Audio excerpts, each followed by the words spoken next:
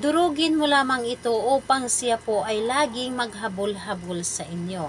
Hello mga guys, kumusta kayo? Panibagong araw, panibagong video na naman tayo. And sa araw na ito ay sana namang video ang aking tuturo sa inyo na simpleng gabay o simpleng pamamaraan na makakatulong sa atin.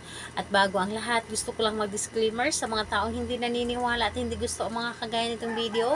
Please skip this video and maghanap kayo ng videos na gustong gusto nyo dahil ang video na ito ay para lamang ito sa mga taong naniniwala and gusto mag-try. Sa lahat po ng mga nagko-comment po dito sa aking video dito sa loob ng aking channel, mag-ingat sa lahat ng mga nagre-reply sa inyo na dinadala kayo sa kanilang WhatsApp, Imo app upang makaiwas po tayo sa scam. Ngayon po, ito ay durugin o punitin nyo lamang ito upang yung partner ninyo ay sobrang maghabol-habol sa inyo. Yung tipong ikaw lamang ang gusto niya makakasama sa habang buhay habang siya po ay humihinga pa. Ito ay pwedeng gawin sa parehas ang kasarian, babae ito babae and lalaki ito lalaki. Syempre naman sa ating babae at lalaki na mag-partner and pwede mo itong gawin kahit na kayo ay magkalapit at magka-LDR sa isa't isa. Ang kailangan lamang natin dito ihanda is kailangan lamang natin dito ng isang bote po or garapon, pero yung garapon na hindi nyo nagagamitin, pero mas maganda yung bote na lamang para pwede na siyang itapon. And bote, pwedeng plastic, pwedeng babasagin, basta bote po, and kailangan po na may takip. So bote, and kailangan din po natin dito ng inyong ihi, pwedeng unang ihi, pwedeng panghuling ihi, or bago or luma na ihi, basta ihi nyo po. And kailangan din natin dito ng isang maliit na pirasong papel at panulat syempre.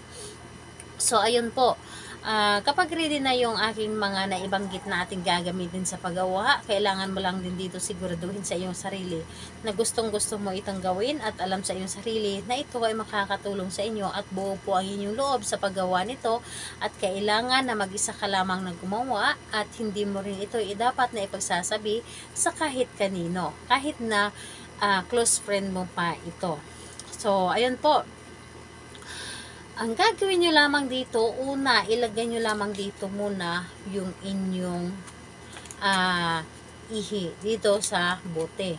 Ilagay nyo lamang dito ang inyong ihi sa bote and ayun po, isulat mo ng 3 pieces yung pangalan at apelyido ni target dito sa papel. Isulat po ninyo and ayun, kapag nasulatan nyo na ito, ang gagawin po ninyo, punit-punitin nyo lamang ito. Punit-punitin nyo lamang ito na maliit. So, punitin nyo lamang ito na sobrang liit ang papel na ito na sinulatan ng kanyang pangalan. And habang pinupunit ninyo ang papel, paulit-ulit po ninyong sasabihin yung pangalan niya, apelyido, at sabihin po ninyo na maghahabol ka ng husto sa akin. Pangalan, apelyido, maghahabol ka ng husto sa akin. And ayun, kapag napunit mo na ito lahat, kapag napunit na lahat yung papel, ang gagawin po ninyo, ilagay po ninyo dito sa bote na may ihi. And kapag nailagay nyo na dito sa loob ng bote yung papel, ay inyo lamang itong alugin. Alugin nyo lamang ito ng 21 times. Alugin niyo ng 21 times at 21 times din na sasabihin yung pangalan at apelyido niya or kahit sa isip nyo na lamang sasambitin na sabihin po ninyo na maghahabol ka ng husto sa akin. Pangalan at apelyido, maghahabol ka ng husto sa akin. And ayun po, 21 times mo itong alugin yung bote na may lamang ihi at yung papel na inyong idinurog.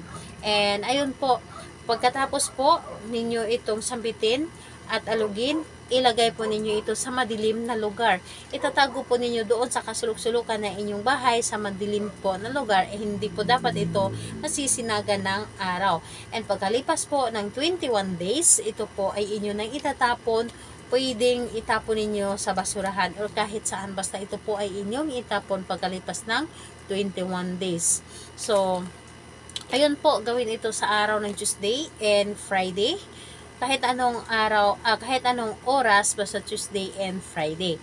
So, pili lamang kayo. And ayun po, sa lahat po ng mga gustong magpa-shoutout, mag-comment lamang sa baba para ma-shoutout ko kayo sa next video. And sa lahat po ng mga gustong magtanong, mag-comment lang din po sa baba para ma-replyan ko din po kayo. Salamat po sa inyo. Bye-bye everyone. God bless us all.